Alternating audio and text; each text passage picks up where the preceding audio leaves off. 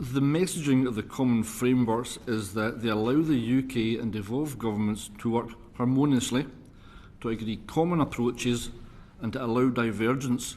I'm wondering, Mr Rees-Mogg, if working harmoniously was on your mind when you described the Scottish Government as being hopeless.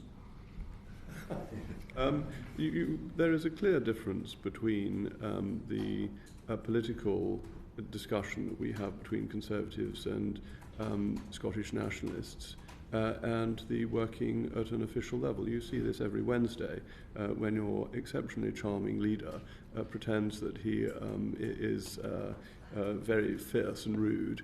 You're getting to the point. If you're going to work in an organisation here, if you're going to work as part of this common framework, work harmoniously, then surely, at least in public, you can pretend to be respectful of the Scottish Government. No, because it's led by an SNP administration that I think is not in the interests of the people of Scotland. I think you do damage to the Scottish economy. I think you've harmed the education. The health service results in Scotland are much worse than those in England. I think the poor people of Scotland would be much better off with a Conservative government. Ditto Wales. Of course I think that. But that doesn't mean that on whether we have a procurement policy that helps small and medium-sized enterprises or not, we can't have a rational discussion. I've never thought it's difficult to differentiate between administrative matters and the facts of political life. It goes back to the discussion, if we're going to work with people for long term, to come to a common framework where people can work together harmoniously, then at least I would have thought you'd have bought into this principle, being civil with each other would aid that process rather than being, as you are even currently now being, aggressive about it and divisive about it. Of course I'm going to be clear about the failures of the SNP. So are you going to say that Nicola Sturgeon is going to stand up and say that Boris Johnson is the greatest leader? When Mrs Sturgeon says Boris Johnson is the greatest leader this country has ever had, I will start saying nice things about the Scottish Government. The point being you have to work with the point takes two to tango, old bean. The point being you have to work in... Come on. No. This is ridiculous.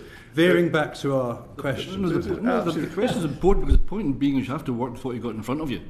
So the fact you don't like an SNP government, you're not going to get a Conservative government in Scotland. I haven't voted once since 1955. I haven't voted once since 1955, so I think you and I are getting around that time. I'm regretting my so we work with what we've got in front of us, and I'm just suggesting if we're going to work harmoniously, you're going to get further. Let's see. As I said, it takes two to tango.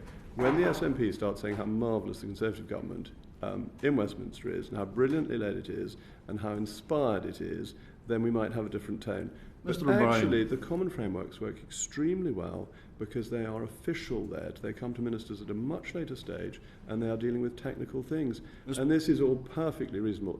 And actually, to go back to your leader in Westminster, he has himself said... We're not talking about PMQs, we're not talking about the SNP. It's quite relevant. Mr O'Brien, because Mr he's got briefings. He's got briefings. Before I answer the question, he gets briefings on Privy Councillor terms, so he knows about security matters. He's been very supportive about Ukraine.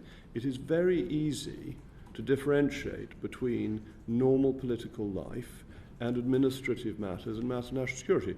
And therefore, you and I will continue disputing on matters of party politics. Thank you.